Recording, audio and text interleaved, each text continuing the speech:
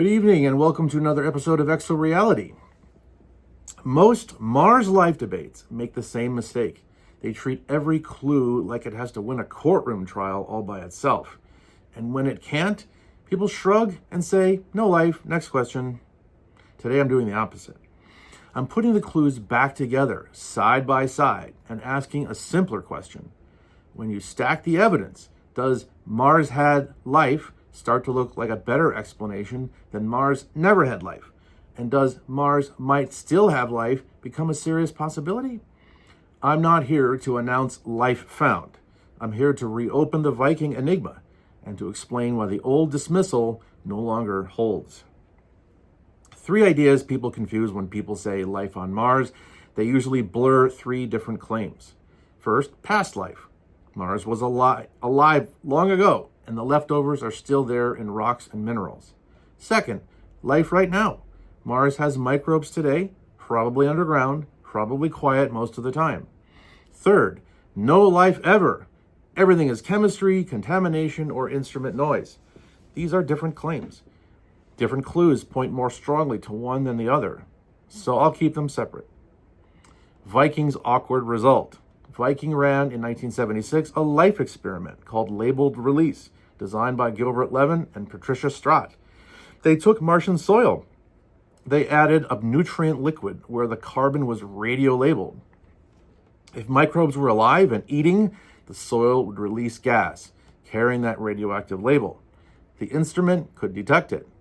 At both Viking landing sites, the experiment produced a fast gas release that looked like metabolism. They heated the soil first, basically sterilized it. They ran the same test, and the signal went away. That pattern, strong signal, then heat kills it, is exactly what you hope to see if life is involved. Viking 2 landed at Utopia Planitia, thousands of miles from Viking 1. So this wasn't one strange patch of dirt. The old veto that ended the debate.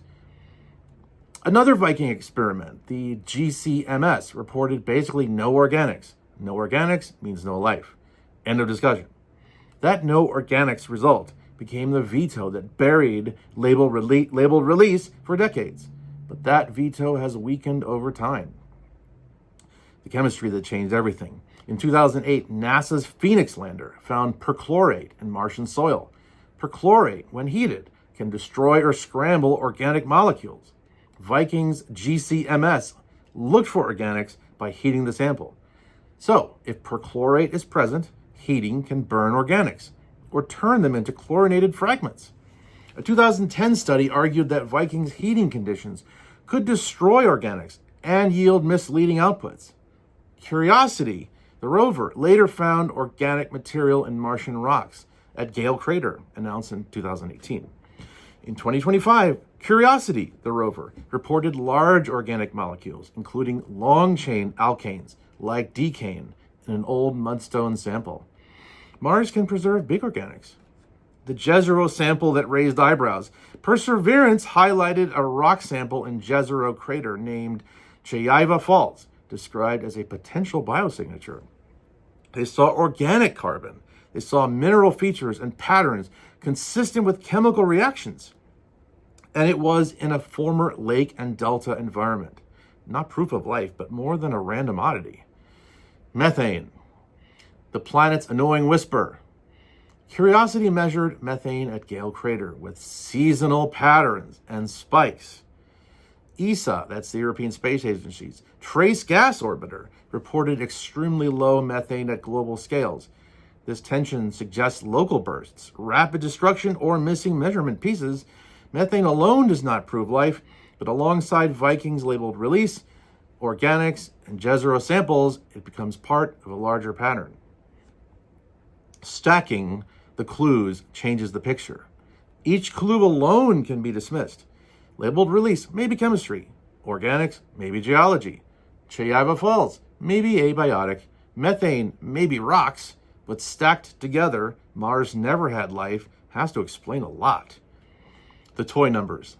Option A, no life ever. Option B, life long ago. Option C, life today. Start with 70% no life ever. 25% life long ago, 5% life today. Add evidence, bucket by bucket. No life ever shrinks. Life long ago becomes strong. Life today becomes a serious minority possibility. What would settle it?